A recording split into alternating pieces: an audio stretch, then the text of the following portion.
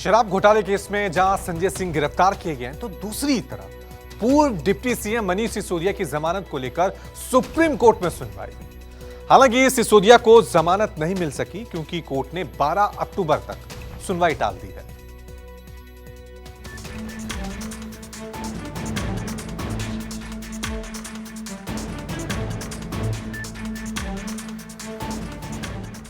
सिसोदिया को जमानत नहीं मिली, सुनवाई 12 अक्टूबर तक टली।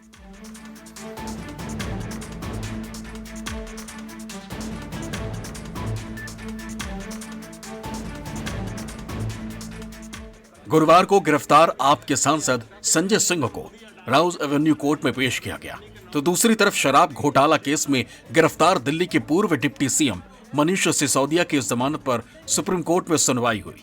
सिसोदिया को उम्मीद थी कि इस बार जमानत मिल जाएगी, लेकिन ऐसा नहीं हो सका। मनीष सिसोदिया को ईडी ने 26 फरवरी को गिरफ्तार किया था।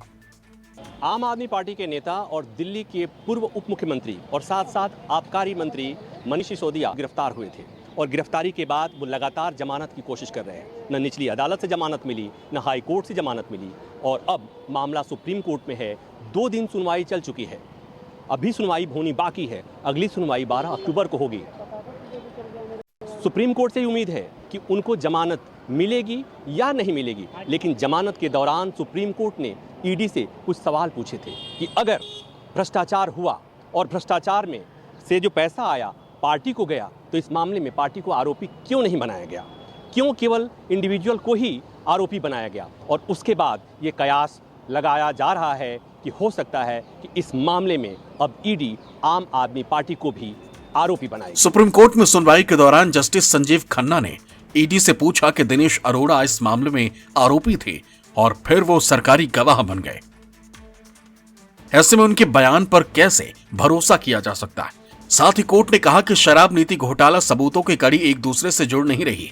हालांकि सुप्रीम कोर्ट ने जमानत पर सुनवाई को 12 अक्टूबर तक टाल दिया। सुनवाई के दौरान सुप्रीम कोर्ट ने टिप्पणी की कि किसी मामले में सरकार की कोई नीति गलत हो सकती है और गलत नीति का होना भ्रष्टाचार नहीं होता जब तक कि उसमें कोई लेन देन या पैसे का मसला शामिल नहीं हो। और इसी आधार पर मनीष सिसोदिया के तरफ से ये विरोध किया जा रहा है और ये कहा जा रहा है कि मनीष सिसोदिया ने इस मामले में कोई घूस या भ्रष्टाचार का पैसा नहीं लिया है।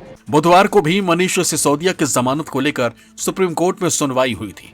तब सुनवाई के दौरान उच्चतम न्यायालय ने सवाल उठाया था कि जब पैसा किसी व्यक्ति विशेष के पास ना जाकर राजनीतिक पार्टी के पास गया, तो उसे केस में पार्टी क्यों नहीं बनाया गया।